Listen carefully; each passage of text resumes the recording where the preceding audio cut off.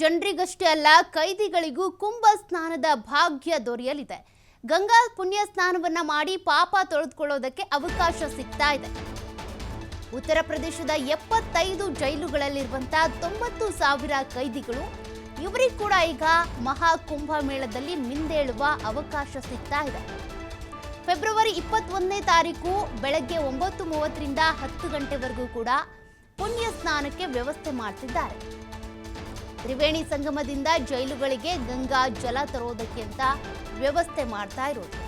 ಈಗಾಗಲೇ ಉನ್ನಾವೋ ಜೈಲಿನಲ್ಲಿ ಅಮೃತ ಸ್ನಾನ ಮಾಡಿರುವಂತಹ ಕೈದಿಗಳು, ಅದೇ ರೀತಿಯಾಗಿ ಮತ್ತಷ್ಟು ಕೈದಿಗಳಿಗೆ ಈ ಅವಕಾಶ ದೊರೀತಾ ಇದೆ. ಕೈದಿಗಳು ಹರ್ ಹರ್ ಗಂಗೆ ಅಂತ ಜಪಿಸಿ ಅಮೃತ ಸ್ನಾನವನ್ನ ಮಾಡಿರೋದು.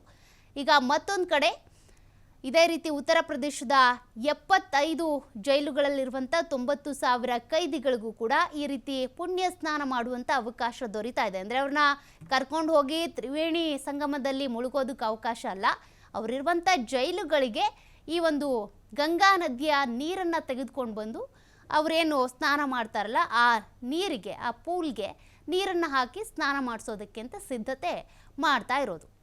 ಕೈದಿಗಳಿಗೂ ಕೂಡ ಮಹಾಕುಂಭ ಸ್ನಾನದ ಭಾಗ್ಯವನ್ನು ಉತ್ತರ ಪ್ರದೇಶ ಸರ್ಕಾರ ಕಲ್ಪಿಸ್ಕೊಡ್ತಾ ಇದೆ. ಫೆಬ್ರವರಿ 21ನೇ ತಾರೀಕು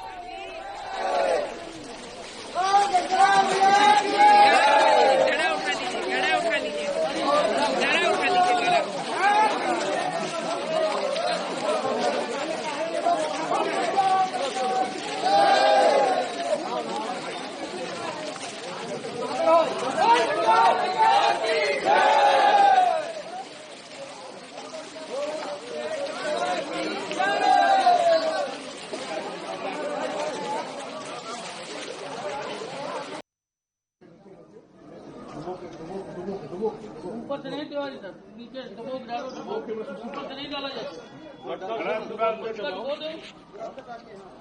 मैंने को दबाइए नीचे, दबाइए।